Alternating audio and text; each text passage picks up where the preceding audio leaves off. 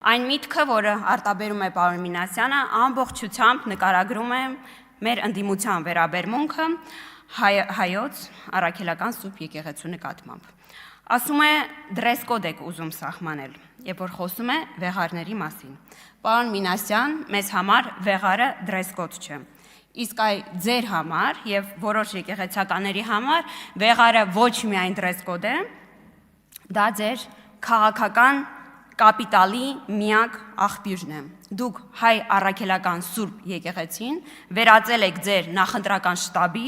եւ վեղարը, այո, ձեր համար դրես կոդ է։ Եվ այս մասին է մեր նորոգման օրակարգը։ Այս մասին է, եւ որ մենք խոսում ենք, որ դուք դեմ եք գնում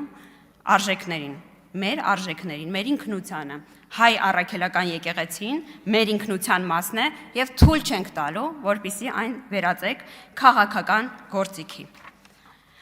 Պարոն Մինասյան, երբ նեղն եք ընկնում, այստեղից ասում եք, այո, եկեղեցին չպետք է զբաղվի քաղաքականությամբ։ Մենք էլ ենք այդ ասում,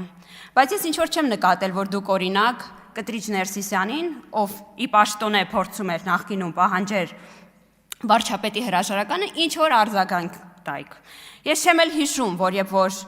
ընտրություններից հետո, ժողովրդավար ընտրություններից հետո, եւ որ դուք իդեպ այստեղ հայտնվեցիք, եւ Կտրիչ Ներսիսյանը հայտարարեց, որ իր պահանջը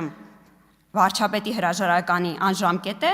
խոսեիք սահմանադրականության խնդիրների մասին։ Չէ, նման բան չեմ հիշում։